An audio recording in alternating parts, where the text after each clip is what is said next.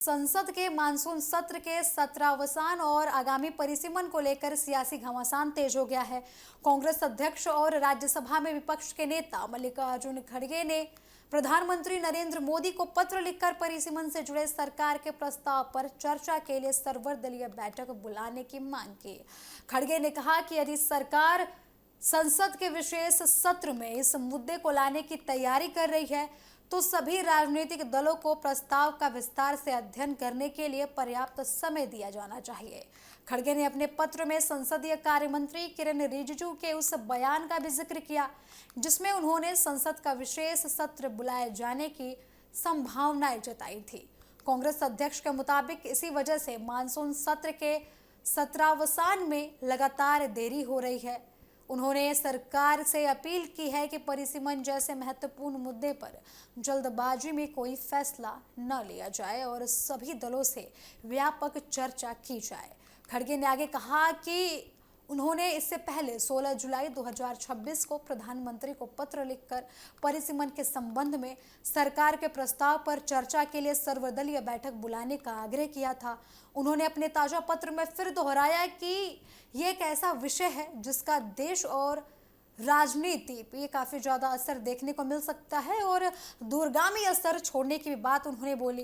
कांग्रेस ने परिसीमन को लेकर अपनी मांग की लगातार मांगों को स्पष्ट किया है। पार्टी चाहती है कि लोकसभा की मौजूदा 543 सीटों की संख्या अगले 25 वर्षों तक बरकरार रखी जाए। तो जिस तरीके से कांग्रेस ने मांग की है कि जो सीटें हैं, पहले से जो सीटें थी उतनी ही सीटें रहें और वो 25 सालों तक बरकरार रखी जाए, जबकि परिसीमन आएगा तो सीटें बढ़ाने की बात भी लगातार निकल कर सामने आ रही है। अब इसी को लेकर कांग्रेस ने अपनी मांगे प्रधानमंत्री को पत्र के द्वारा लिख कर रखी हैं। इसके साथ ही आपको बता दें कि राज्यों के बीच लोकसभा सीटों के मौजूदा अनुपात को भी अगले 25 वर्षों तक बनाए रखने की मांग की गई है कांग्रेस द्वारा।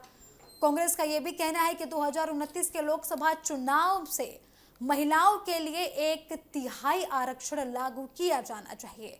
तो कांग्रेस महिला आरक्षण के विरुद्ध में खुद को नहीं रख रही है, लेकिन जो सीटें बढ़ाने की बात कही जा रही है उस पर लगातार कांग्रेस की प्रतिक्रियाएं निकलकर सामने आ रही है कि कांग्रेस ये मांग कर रही है प्रधानमंत्री नरेंद्र मोदी से कि परिसीमन बिल जब लाया जाएगा तो 543 जो सीटें हैं पहले लोकसभा में वही अगले 25 वर्षों तक रहेंगी। वही आपको बता दें कि 17 अप्रैल 2026 को लोकसभा में महिला आरक्षण और परिसीमन से संबंधित 131वां संविधान संशोधन विधेयक पेश किया गया था। हालांकि इसे पारित कराने के लिए जरूरी 2/3 बहुमत नहीं मिल सका था। मतदान में विधेयक के पक्ष में 298 और विपक्ष में 230 वोट पड़े थे।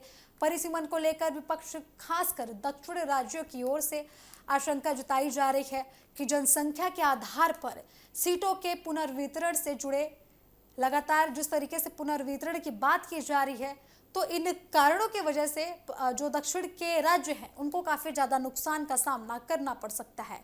वहीं सरकार का इस पे कहना है कि परिसीमन की प्रक्रिया में किसी भी राज्य के हितों को नुकसान नहीं पहुंचाया जाएगा।